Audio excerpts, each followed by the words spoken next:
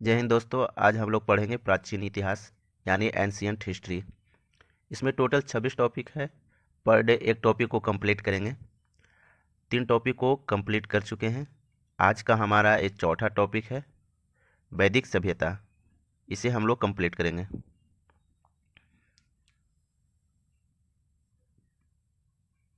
कहता है वैदिक काल का विभाजन 2 भागों में किया गया।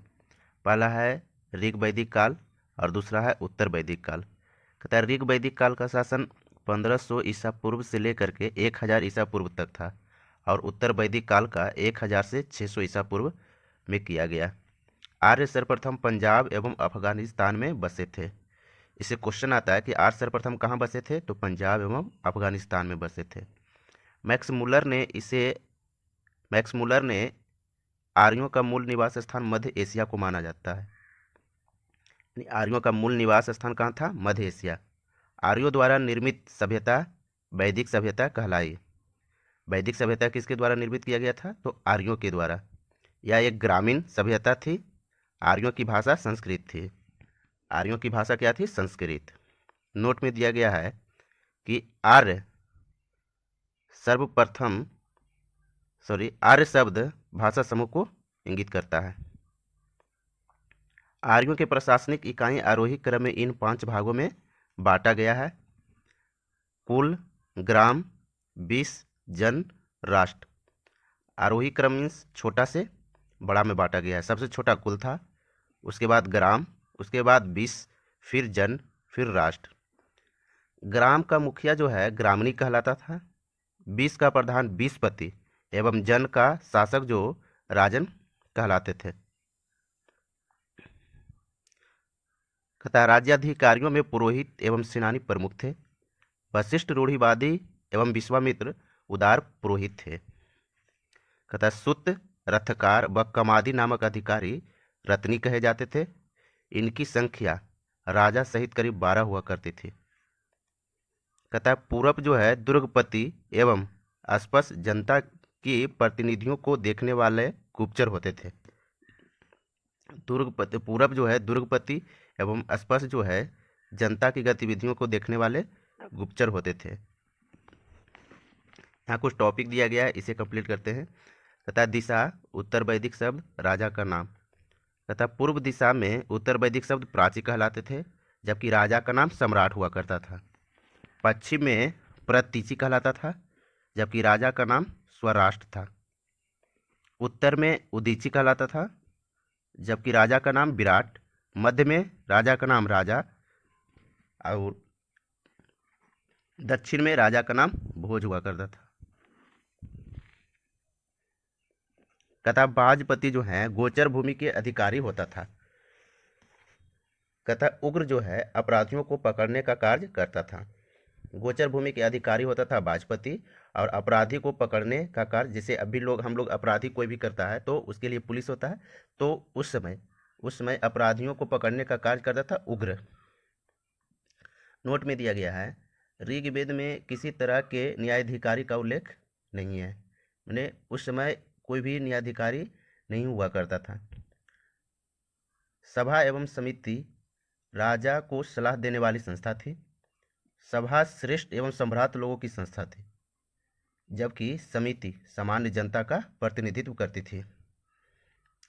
इसके अध्यक्ष को ईशान कहा जाता था। स्त्रियां सभा एवं समितियों में भाग ले सकती थी। युद्ध में कबीले का नेतृत्व राजा करता था। युद्ध के लिए गविष्टि शब्द का प्रयोग किया गया है, जिसका अर्थ है गायों की खोज। कहता है दशराग युद्ध का उल्लेख ऋग्वेद के 7वें मंडल में है। यह युद्ध परुष्णी यानी रावी नदी के तट पर सुदास एवं 10 जनों के बीच लड़ा गया, जिसमें सुदास विजयी हुआ। दशराग युद्ध का उल्लेख ऋग्वेद के कितवें मंडल में है? तो 7वें मंडल में है। और दशराग युद्ध जो हुआ किस नदी पर हुआ? तो रावी नदी पर। किनके बीच हुआ था? तो सुदास एवं 10 जनों के बीच, जिसमें सुदास विजयी हुआ। ऋग वैदिक समाज 4 वर्णों में विभक्त था। ये वर्ण थे ब्राह्मण, क्षत्रिय, वैश्य और शूद्र। यह विभाजन व्यवसाय पर आधारित था। यहाँ कुछ टॉपिक दिया गया है, उसको कंप्लीट करते हैं। उपनिषदों की कुल संख्या है 108, महापुराणों की संख्या 18, वेदांग की संख्या 6। यानी महापुराणों की संख्या 18 और वेदांग की संख्या 6, दोनों को अगर मल्टीपल करते हैं तो 108 हो जाएगा उपनिषदों की संख्या। यानी VVI है, इसको हमेशा याद रखिए। उपनिषदों की संख्या 108, महापुराणों की संख्या 18 और वेदांग की संख्या 6। ऋग्वेद के 10वें मंडल में पुरुष सूक्त में चतुर्वर्णों का उल्लेख मिलता है। पुरुष सूक्त के में चतुर्वर्णों का उल्लेख मिलता है तो ऋग्वेद के 10वें मंडल में। इसमें कहा गया है कि ब्राह्मण परम पुरुष के मुख से, क्षत्रिय उनकी भुजाओं से, वैश्य उनकी जांघों से एवं शूद्र उनके पैरों से उत्पन्न हुए हैं। कहता आर्यों का समाज पितृप्रधान था। आर्यों का समाज कैसा था? पितृप्रधान था। समाज की सबसे छोटी इकाई परिवार या कुल थी, जिसका मुखिया पिता होता था, जिसे कुलप कहा जाता था। स्त्रियां इस काल में अपने पति के साथ यज्ञ कार्य में भाग लेती थी। बाल विवाह एवं पर्दा प्रथा का प्रचलन नहीं था। विधवा अपने मृतक पति के भाई यानी देवर से विवाह कर सकती थी। कहता स्त्रियां शिक्षा ग्रहण करती थी। ऋग्वेद में लोपामुद्रा, घोषा, सिक्ता, आपला एवं विश्वास जैसी विदुषी स्त्रियां का वर्णन है। गार्गी ने याज्ञवल्क्य को वाद विवाद की चुनौती दी थी। यहाँ कुछ टॉपिक दिया गया है, इसको कंप्लीट करते हैं। प्रमुख दर्शन एवं उसके प्रवर्तक। दर्शन और प्रवर्तक। कहता चवार्क। योग का प्रवर्तक कौन थे? योग दर्शन के प्रवर्तक पतंजलि। सांख्य दर्शन के कपिल। न्याय का गौतम। पूर्व मीमांसा का जैमिनी। उत्तर मीमांसा बादरायण और वैशेषिक के कनाद। फिर से इसको रिकर देते हैं। दर्शन और प्रवर्तक। चवार्क दर्शन के प्रवर्तक कौन थे? चवार्क। योग का पतंजलि। सांख्य का कपिल। न्याय का गौतम। पूर्व मीमांसा का जैमिनी। उत्तर मीमांसा बादरायण और वैशेषिक का कनाद। कहता है जीवन भर अविवाहित रहने वाली महिलाओं को अमाजु कहा जाता था। कहता है जीविकापार्जन के लिए वेद वेदांग पढ़ाने वाला अध्यापक जो होते थे उपाध्याय कहलाते थे। जीविकापार्जन के लिए वेद वेदांग पढ़ाने वाला जो अध्यापक होते थे उनको उपाध्याय कहा जाता था।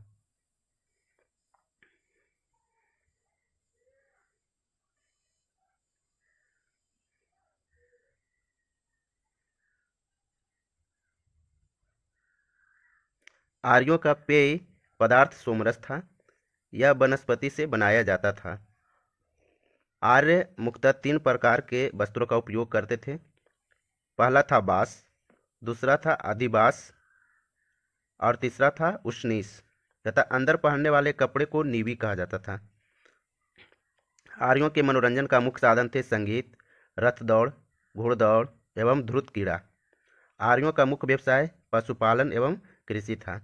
आर्यों का मुख्य व्यवसाय क्या था? तो पशुपालन एवं कृषि। महर्षि कनाद को भारतीय परमाणुवाद का जनक कहा गया है।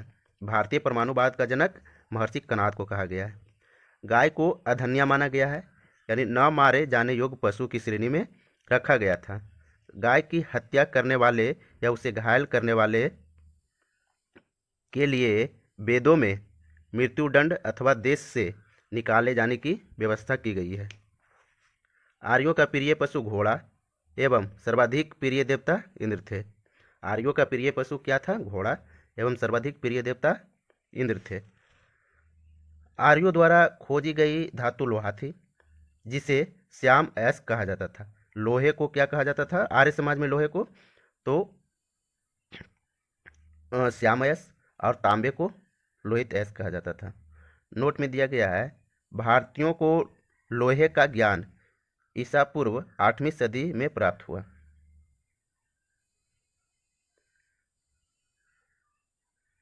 कहता व्यापार हेतु दूर दूर तक जाने वाले व्यक्ति को पनी कहते थे। लेन देन में वस्तु विनिमय की प्रणाली प्रचलित थी। वस्तु विनिमय यानी कि एक वस्तु लेते थे और दूसरा वस्तु देते थे। वस्तु विनिमय प्रणाली पर चली थी। कहता है ऋण देकर ब्याज लेने वाले को बेकनॉट यानी सूदखोर कहा जाता था। मनुष्य एवं देवता के बीच मध्यस्थ की भूमिका निभाने वाले देव के रूप में अग्नि की पूजा की जाती थी। मनुष्य एवं देवता के बीच मध्यस्थ की भूमिका निभाने वाले देव जो थे, इसलिए अग्नि की पूजा की जाती थी। ऋग्वेद में उल्लेखित नदियों में सरस्वती सबसे पवित्र मानी जाती थी। कहता है ऋग्वेद में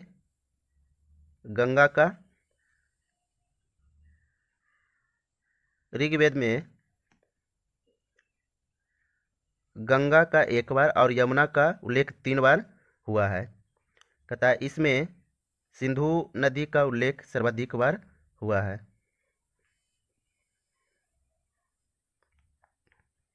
उत्तर वैदिक काल में इंद्र के स्थान पर प्रजापति सर्वाधिक प्रिय देवता हो गए थे।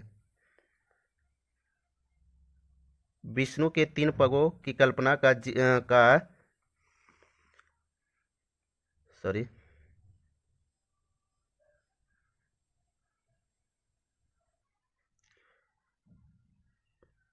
उत्तर वैदिक काल में इंद्र के स्थान पर प्रजापति सर्वाधिक प्रिय देवता हो गए थे।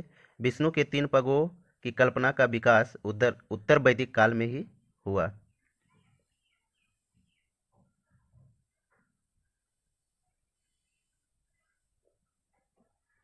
उत्तर वैदिक काल में राज्याभिषेक के समय राजसूय यज्ञ का अनुष्ठान किया जाता था। उत्तर वैदिक काल में वर्ण व्यवस्था के बजाय जन्म के आधार पर निर्धारित होने लगे थे।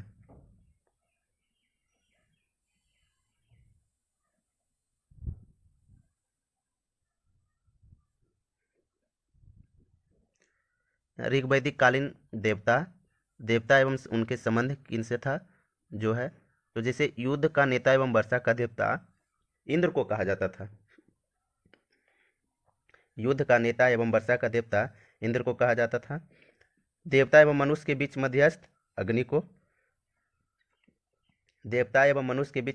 अग्नि को सूर्य तथा पृथ्वी एवं सूर्य के निर्माता समुद्र का देवता, विश्व के नियामक व शासक, सत्य का प्रतीक, ऋतु परिवर्तन व दिन रात का कर्ता कौन थे? तो वरुण। तथा पृथ्वी एवं सूर्य का निर्माता समुद्र का देवता, विश्व के नियामक व शासक, सत्य का प्रतीक, ऋतु परिवर्तन व दिन रात का कर्ता वरुण। आकाश का देवता धव, जो कि सबसे प्राचीन देवता भी धव को माना जाता है। आकाश का देवता धव। वनस्पति देवता सोम। प्रगति एवं उत्थान का देवता कौन थे? उषा। विपत्तियों को हारने वाला देवता अश्विनी। और पशुओं का देवता पूषण।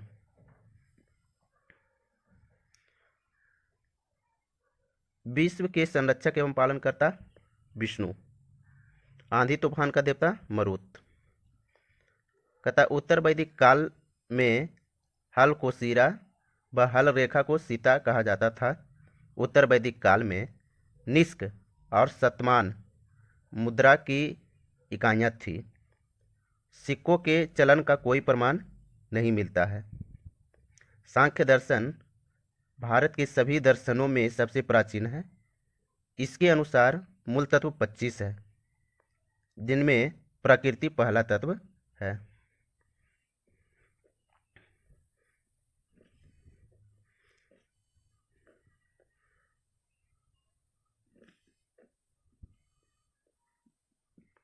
यहाँ एक टॉपिक था, इसको कंप्लीट कर देते हैं। लिखा है ऋग्वैदिक कालीन नदियाँ था प्राचीन नाम एवं आधुनिक नाम। क्रुभ प्राचीन नाम था, आधुनिक नाम कुर्रम है। तो क्रुभ का कुर्रम, कुब्बा काबुल, बितस्ता झेलम, आस्किनी चिनाब, परुस्नी रावी, सतुद्री सतलज, बिपाशा ब्यास और सदानीरा गंडक, त्रिशधत्ती घग्घर, गोमती, गोमल, अश्वस्तु, स्वात।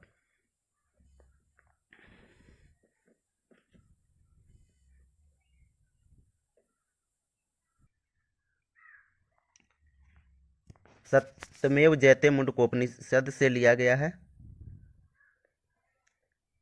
इसी उपनिषद में यज्ञ की तुलना फूटी नाव से की गई है। सत्यमेव जयते कहाँ से लिया गया है? तो मुंडकोपनिषद से। कहता ईसा पूर्व सदी में राजाओं के उपयुक्त यज्ञ विधि बनाने के लिए आपस्तंभ व्यवहारिक ज्यामिति की रचना की। गायत्री मंत्र सावित्री नामक देवता को संबोधित है। गायत्री मंत्र किनको संबोधित है? तो सावित्री नामक देवता को, जिसका संबंध ऋग्वेद से है। लोगों को आर्य बनाने के लिए विश्वामित्र ने गायत्री मंत्र की रचना की। गायत्री मंत्र की रचना किसने की? विश्वामित्र ने।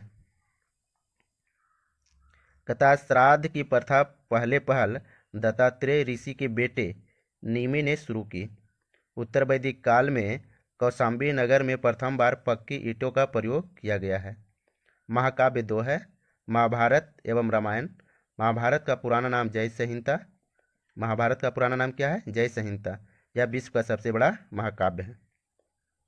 कथा है गोत्र नामक संस्था का जन्म उत्तर वैदिक काल में हुआ है। यहाँ नोट में दिया गया है वेदांत दर्शन के मौलिक ग्रंथ ब्रह्मसूत्र या वेदांत सूत्र की रचना बादरायण ने की। वेदांत दर्शन के मौलिक ग्रंथ ब्रह्मसूत्र या वेदांत सूत्र की रचना बादरायण ने की। तो आज का टॉपिक जो है यहीं पे समाप्त होता है। अगर सेशन आपको अच्छा लग रहा है तो लाइक एंड सब्सक्राइब करें, अपने दोस्तों के साथ शेयर भी कर दें। मिलते हैं नेक्स्ट वीडियो में, तब तक के लिए जय हिंद।